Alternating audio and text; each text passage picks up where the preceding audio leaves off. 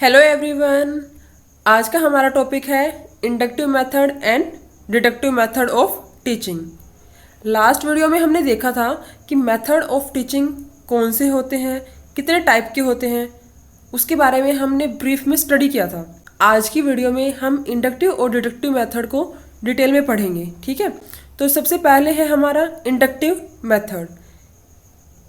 Inductive method किसने दिया था, इंडक्टिव मेथड क्या होता है, किसने दिया था, कब आया, इसका यूज़ कैसे होता है, इन सब के बारे में हम जानेंगे। ठीक है, तो इंडक्टिव मेथड ऑफ टीचिंग सबसे पहले है कि फादर कौन थे इंडक्टिव मेथड के, किसने इसका इन्वेंशन किया, कौन थे जिन्होंने इंडक्टिव मेथड को अप्लाई किया, इसके बारे में हमें बताया कि इंडक्टिव मेथड क्या होता है।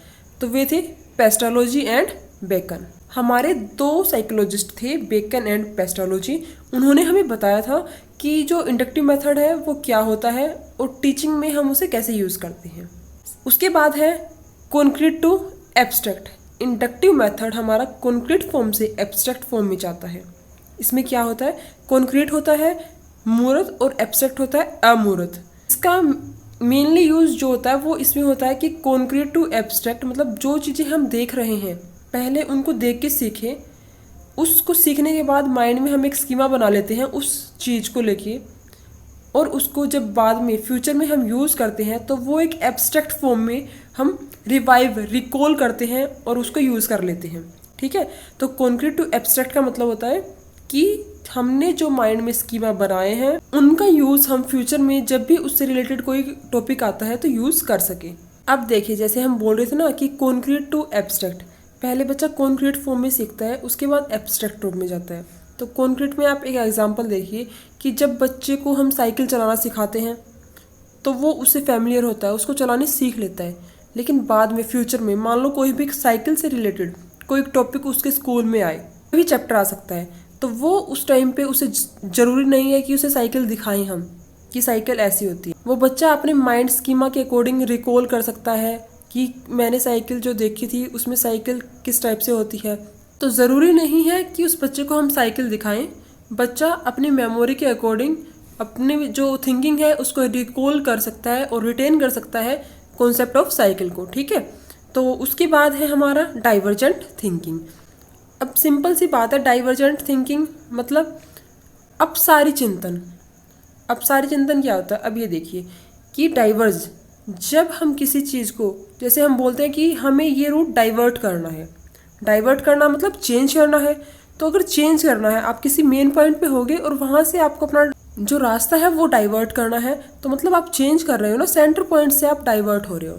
तो ऐसे ही डाइवर्जेंट थिंकिंग क्या होती है, आप अपने सेंटर पॉइंट से लेके पेरीफेरी की तरफ जाओगे।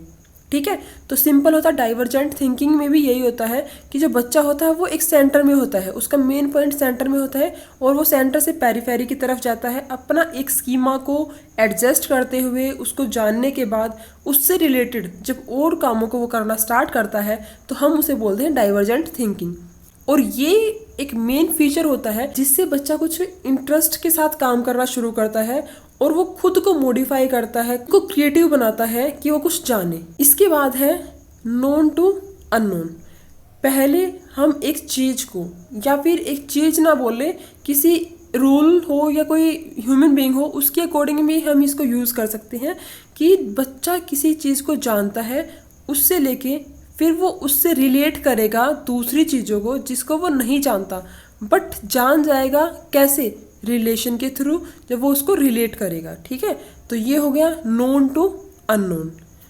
कोई भी चैप्टर है या कोई भी, जैसे साइकिल का ही कॉन्सेप्ट लिया था हमने पहले वाले पॉइंट में, तो उसी को हम कंटिन्यू करते हैं कि जब बच्चे को साइकिल का पता है, अभी उसे साइकिल का पता है लेकिन उसे कोई रूल नहीं पता, कोई कुछ नहीं पता कि क्या है। इसके साथ जब वो कभी अपने पेरेंट्स के साथ या किसी और के साथ घूमने जाता है, ठीक है, ट्रैवल करता है, तो वहाँ पे वो रोड सिग्नल देखता है, सेफ्टी रूल्स देखता है कि जब रेड लाइट होती है तो रुक रहे हैं सब, या फिर और कैसे कैसे रोड सिग्नल होते हैं, ड्राइविंग किस साइड करनी है, कौन ड्राइविंग करता है, फिर ड्राइविंग के टाइम क्या क्या सेफ्टी होती है जो यूज़ करते हैं। तो ये बच्चों को कोई स्टार्टिंग से सिखाता नहीं है। जब बच्चा ट्रैवल करता है फैमिली के साथ तो उसे कोई ये नहीं बोलता कि बच्चा ये रूल होते हैं, वो जस्ट उन्हें देखता है और उन्हें अपने माइंड में सेट करता है कि जब हम ये काम करते हैं, ड्राइविंग करते हैं, तो हम सीट बेल्ट का यूज़ करते हैं, और रेड लाइट होती है तो हम रोक के खड़े होते हैं अपने व्हीकल को। ठीक है, तो ये हो गया हमारा नोन, हमने जान लिया। उसके बाद अननोन, लेकिन हमें उस चीज़ का पता नहीं है कि ये रूल है, हमारी लाइफ में आगे चल के यूजफुल होंगे। ठीक है, तो ये हो गया नोन टू अननोन। उसके बाद है एग्जाम्पल टू रूल। अब एग्जाम्पल टू रूल सेम चीज़ यही अप्लाई करता है कि बच्चे को पहले एग्जाम्पल के थ्रू हमने बता दिया कि ट्रैफिक रूल क्या होते हैं। उस पर हमने कोई बर्डन नहीं डाला कि आप याद करो, इनको देखो, इनको पढ़ो, इसको माइंड में बार बार पढ़ते जाओ। नहीं, हमने ऐसा कुछ नहीं किया। इसके साथ साथ जिन सेफ्टी रूल्स का हमने यूज़ किया है, हमने कोई कॉपी नोटबुक का यूज़ किया ही नहीं बच्चों को पढ़ाने के लिए कि आप इन सेफ्टी रूल्स को याद करो, बल्कि हमने जस्ट एक एग्जाम्पल के थ्रू डेली लिविंग का हमारा एक रूटीन भी हो गया और बच्चे को ये रूल्स पता भी लग गए। इन सब काम को करने से बच्चा इजीली अपने इंटरेस्ट के साथ उस चीज़ को करना चाहता है, क्योंकि उसके ऊपर कोई एक्सटर्नल फोर्स काम नहीं कर रहा, वो खुद से इच्छुक है किसी काम को करने के लिए। ठीक है, उसके बाद है स्पेसिफिक टू जर्नल। अब देखिए, स्पेसिफिक हो गया। स्पेसिफिक क्या होता है, कोई हमने स्पेसिफिक काम कर लिया, विशिष्ट काम कर लिया। टू जर्नल, अब जो हमने ट्रैवलिंग का एग्जांपल लिया है, तो ट्रैवलिंग तो हमारा स्पेसिफिक हो गया, लेकिन जब इन सारे रूल्स को बच्चा जान लेता है तो सबके लिए जर्नल होते हैं। इसमें कोई चेंज नहीं होता कि एक इंसान के लिए सेफ्टी रूल अलग होंगे और दूसरे के लिए अलग होंगे। ठीक है, तो ये स्पेसिफिक रीज़न से लेके, स्पेसिफिक गोल से लेके हमारा जो जर्नल रूल होता है उसकी तरफ मूव ऑन करता है। अब सबसे मेन इम्पोर्टेंट क्या है कि जो ये इंडक्टिव मेथड है ये यूज़ होता है अर्ली एजुकेशन के लिए। अर्ली एजुकेशन का मतलब है कि हमारा जो चाइल्ड केयर होता है, प्रेप होता है, या फिर आप मान के चलिए कि बिलो 5th क्लास। ठीक है, क्योंकि उस टाइम तक बच्चे को हम इंडक्टिव मेथड में सिखाएंगे उतना ही उसके लिए यूज़फुल होगा, वो अपने इंटरेस्ट के साथ सीखेगा और उसकी क्रिएटिविटी बनी रहेगी। और ये बोला भी जाता है कि बच्चे का जो माइंड डेवलप्ड है वो अर्ली चाइल्डहुड में ज़्यादा होता है। वो क्यों होता है, उसका मेन रीज़न यही होता है क्योंकि वो अपनी सेंसेस का यूज़ करके किसी भी काम को बड़े परफेक्ट वे से करता है। उसे कोई दिक्कत नहीं होती कि थोड़ा बहुत गलत हो जाएगा तो कोई मार्क्स कटेंगे या ऐसा कुछ होगा। नहीं, उसे कोई दिक्कत नहीं होती। वो जस्ट अपना करना चाहता है कुछ काम, वो क्रिएटिव है, वो चीज़ों को तोड़ के मरोड़ के कुछ ना कुछ करना चाहता है। ठीक है, तो इंडक्टिव मेथड मेरे हिसाब से बेस्ट है, लेकिन इसका एक ड्रॉबैक है कि हम इसे हर एज ग्रुप में और हर टॉपिक में यूज़ नहीं कर सकते। ये हम अप्लाई करते हैं छोटे बच्चों के लिए, क्योंकि उन बच्चों को जो चीज़ें देख के ज़्यादा समझ में आती है उतना उन्हें बुक पढ़ने से नहीं समझ आती। अगर हम उन्हें कुछ चीज़ दिखा के पढ़ाते हैं तो उन्हें वो चीज़ आराम से समझ जाते हैं, इसकी बजाय कि उन्हें स्टार्टिंग में बुक्स दे दो कि आपको ये पढ़ना है, ये रूल है और इन रूल को आपको फॉलो करना है, ऐसे ही आपको काम करना है। इसकी बजाय अगर हम बच्चों को इंडक्टिव मेथड से कॉन्क्रीट फॉर्म में दिखा के चीज़ों को पढ़ाते हैं तो उसकी मेमोरी भी शार्प होती है और इंटरेस्ट बना रहता है। इसके बाद है डिडक्टिव मेथड ऑफ टीचिंग। अब देखिए, डिडक्टिव मेथड ऑफ टीचिंग क्या होता है। Deductive method of teaching inductive method का अपोजिट है। ठीक है, एक तो ये क्लियर हो गया। दूसरी बात है कि इसके फादर कौन है, डिडक्टिव मेथड किसने दिया था, इन्वेंशन किसने की थी इसकी। तो अरिस्टोटल, अरस्तु ने किया था इसका काम। अरिस्टोटल ने इसमें क्या बताया है कि जो डिडक्टिव मेथड है वो हायर एजुकेशन के लिए यूज़ होता है। अब हायर एजुकेशन का मतलब ये नहीं है कि जो आपका पीजी है या मास्टर्स है या और कोई भी हायर एजुकेशन। हायर एजुकेशन का मतलब है कि जब बच्चा अपनी अंडरस्टैंडिंग को बना लेता है, जब वो इमेजिन करना शुरू करता है। इमेजिन का मतलब है कि जब वो अपने प्रीवियस किसी भी माइंड के स्कीमा को जान के उससे रिलेटेड इमेज अपने माइंड में क्रिएट कर लेता है और उन्हें रिलेट करता है, तो वो होता है एब्स्ट्रैक्ट वे ऑफ टीचिंग। ठीक है, तो हायर क्लासेस के लिए डिडक्टिव मेथड यूज़ किया जाता है। उसके बाद हमने देखा है कि जो डिडक्टिव मेथड है वो होता है कन्वर्जेंट थिंकिंग पे बेस पे। कन्वर्ज से समझिए आप कि कन्वर्ज क्या होता है। अब किसी चीज़ का अभिनंदन करना, मिक्सअप करना, कन्वर्ज कर दिया। हम बोलते हैं कि 2 क्लासों को अगर कम बच्चे हैं दोनों क्लासों में तो उन्हें कन्वर्ज कर दो, मतलब मिक्स कर दो, उन्हें एक साथ बिठा दो। तो ऐसे ही कन्वर्ज का मतलब है कि जो मेथड हम यूज़ करते हैं वो पेरीफेरी से हमारा सेंटर की तरफ आता है। पेरीफेरी से सेंटर की तरफ का मतलब है कि उसे पहले ओवरव्यू बताते हैं हम। उस ओवरव्यू को जानने के बाद फिर वो उसके सब पार्ट पे आता है। हम उन्हें जनरल रूल बताते हैं कि रूल इसका ये है, और उस रूल को जानने के बाद जब वो उसको step by step move on करता है, उसको सोल्व करता है, तो उसे बोलते हैं हम कन्वर्जेंट थिंकिंग। ये बात क्या है, ये जर्नल टू स्पेसिफिक मूव करता है। अब जर्नल टू स्पेसिफिक का मतलब है कि हम किसी भी चीज़ का, साइंस में लगा लीजिए कोई भी एक्सपेरिमेंट हम करते हैं तो हमें उसका रिजल्ट पता होता है कि इसका रिजल्ट ये आना है, ठीक है, तो हमें जर्नल रूल उसका पता है। जर्नल रूल को जानने के बाद हम जब उस रूल पे काम करते हैं एक स्पेसिफिक आइटम को लेके, टूल को लेके, ठीक है, तो उसको बोलते हैं जर्नल टू स्पेसिफिक। आप इसका मेन रिजल्ट यहीं से लगा लीजिए। साइंस में एक्सपेरिमेंट होते हैं, इंग्लिश ग्रामर हो या हिंदी ग्रामर हो, तो हमें कुछ रूल्स मिलते हैं। टेंस हो गया, सेंटेंस फॉर्मेशन, इसका एक एग्जांपल देखिए। सेंटेंस फॉर्मेशन में क्या होता है, subject then verb then object, यही होता है। तो जब ये चीज़ हमें पता है कि एक जर्नल रूल है हमारा इंग्लिश में सेंटेंस फॉर्मेशन करने के लिए, उसके बाद जब हम स्पेसिफिक पे जाते हैं, स्पेसिफिक मतलब इसे हम अप्लाई करते हैं अपनी डेली लाइफ में या फिर सेंटेंस फॉर्मेशन में, तो हम इसी फॉर्मेट में जाएंगे। पहले सब्जेक्ट का यूज़ करेंगे, देन वर्ब का, देन ऑब्जेक्ट का, ठीक है। तो ये होता है हमारा रूल जर्नल टू स्पेसिफिक। उसके बाद देखिए एब्स्ट्रैक्ट टू कॉन्क्रीट। जैसे इंडक्टिव मेथड में हमने देखा था कि पहले हम कॉन्क्रीट फॉर्म में चीज़ों को लेंगे और उसके बाद उससे रिलेटेड माइंड में इमेज क्रिएट करेंगे, ठीक है। लेकिन यहाँ क्या बोल रहे हैं कि पहले हम एब्स्ट्रैक्ट रूप में सोचेंगे और उस सोचने के बाद जब हम उस पर काम करेंगे तो हम कॉन्क्रीट फॉर्म में आएंगे। सेम एग्जाम्पल है साइंस का, जो एक्सपेरिमेंट करते हैं पहले हम उसकी केमिकल रिएक्शन को पढ़ते हैं या फिर जो हमारे टीचर है वो हमें समझाते हैं केमिकल रिएक्शन कैसे होता है, ठीक है। ये हो गया हमारा कॉन्क्रीट फॉर्म। इसके बाद जब हम इसे लैब में जाके एक्सपेरिमेंट करते हैं तो वो हो गया हमारा concrete form. Rules to example, पहले रूल जानना और रूल जानने के बाद उसे अप्लाई करना, ये होता है रूल्स टू एग्जाम्पल।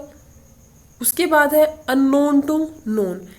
जो अननोन चीज़ है जिसका हमें पता ही नहीं है कि इसका रिजल्ट होना क्या है, उसे हम आइडेंटिफाई नहीं कर पाते क्योंकि अब तक हमने उसका कुछ भी नहीं किया है, लेकिन जस्ट हम उसे पढ़ ही रहे हैं। और पढ़ने के बाद जब हम उसे अप्लाई करते हैं, हमारा रिजल्ट ऑथेंटिक आता है, तो हम उसे बोलते हैं कि अननोन टू नोन। लास्ट में है फॉर हायर लेवल।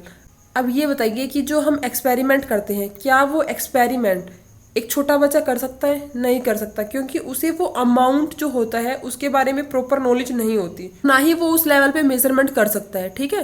तो मेन बात क्या है, ये हायर लेवल के लिए यूज होता है। Deductive method of teaching helpful होता है हर बच्चे के लिए। हमारे जो हायर एजुकेशन है या फिर जब बच्चा चीज़ों को अंडरस्टैंड करना सीख लेता है तो उसके बाद हम डिडक्टिव मेथड का ही यूज़ करते हैं, क्योंकि हर एज ग्रुप में इंडक्टिव मेथड यूज़ करना ठीक नहीं है। हर चीज़ को हम नहीं दिखा सकते, कॉन्क्रीट फॉर्म में हर चीज़ को हम अप्लाई नहीं कर सकते। हमारे लिए एक सोचने की पावर जो डेवलप होती है वो होती है डिडक्टिव मेथड के थ्रू, और ये काफ़ी यूज़फुल है। देखते हैं जो इन दोनों में डिफरेंसेस है, क्या डिफरेंस है इंडक्टिव मेथड और डिडक्टिव मेथड में।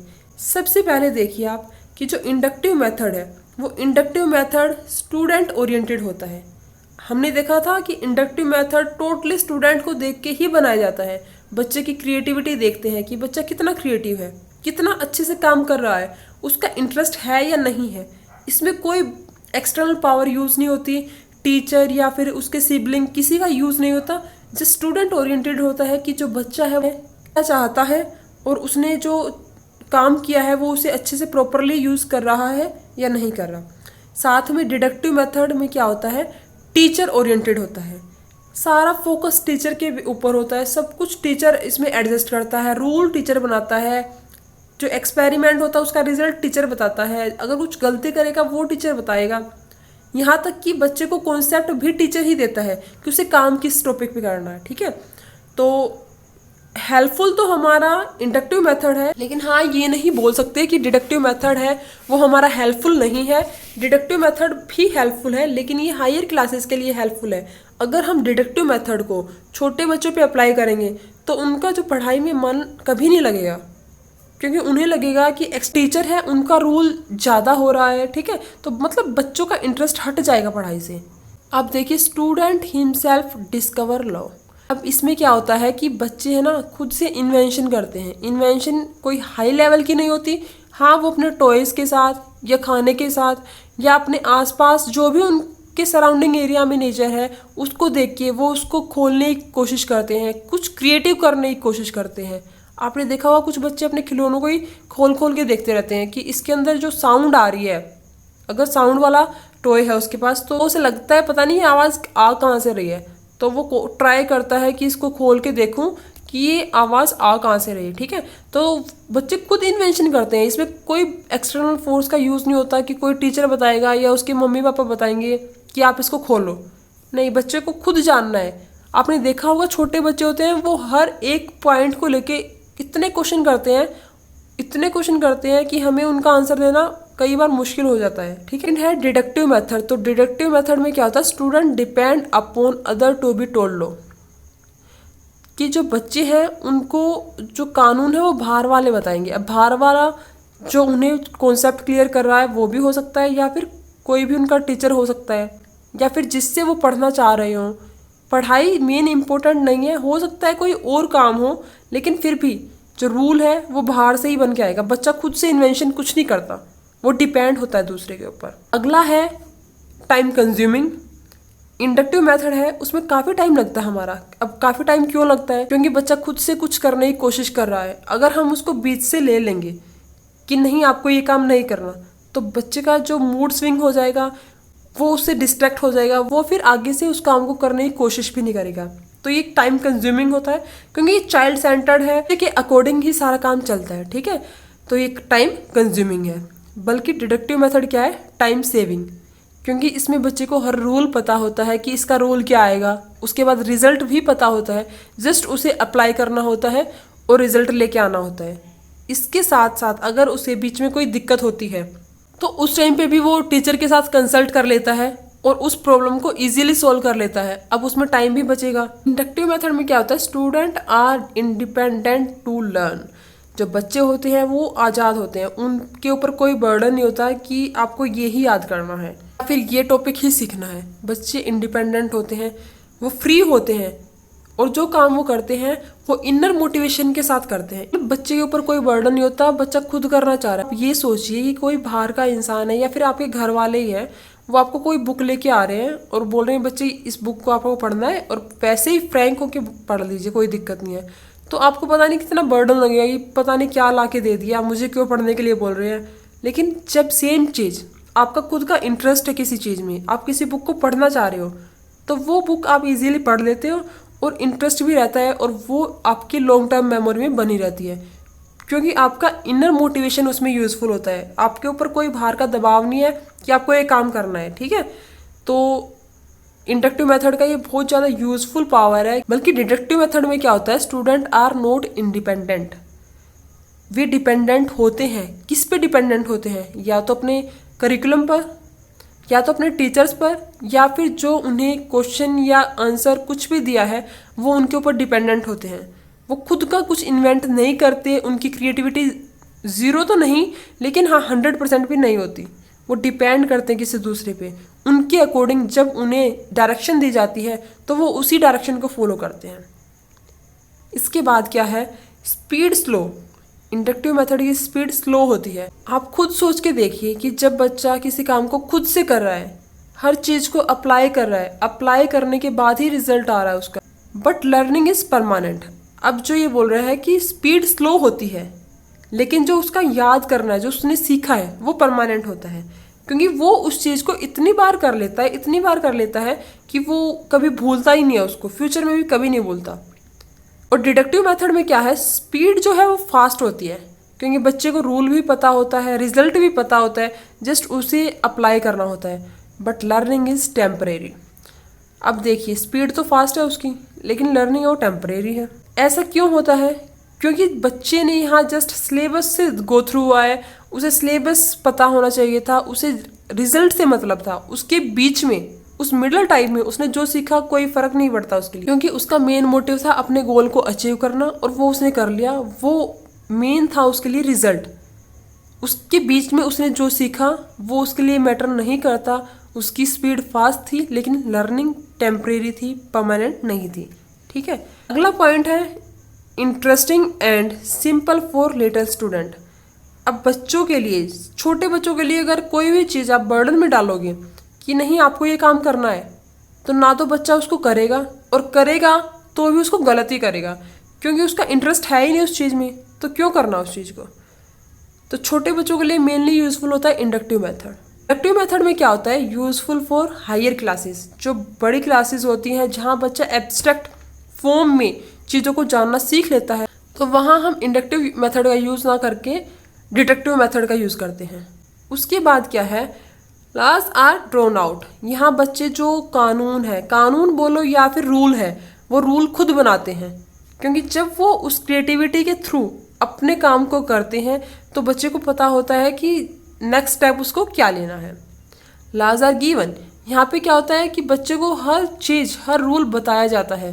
टीचर बताएगा कि आगे आपको ये करना है, या फिर वो जब बुक में पढ़ता है तो वहाँ से भी उसे आइडिया हो जाता है कि इस टॉपिक का रिजल्ट क्या आएगा। जो लास्ट पॉइंट है वो है हमारा पर्टिकुलर टू जर्नल। सेकंड में क्या होता है, जर्नल टू पर्टिकुलर। इस चीज़ को हम पहले भी डिस्कस कर चुके हैं कि जब हम जर्नल क्या होता है जो सबके लिए सेम होता है, सामान्य होता है, और पर्टिकुलर क्या होता है एक विशिष्ट रूप में लेके जाना। ठीक है, सो आज की वीडियो में इतना ही। आई होप आपको इंडक्टिव मेथड और डिडक्टिव मेथड दोनों क्लियर हो गए होंगे। Thanks for watching.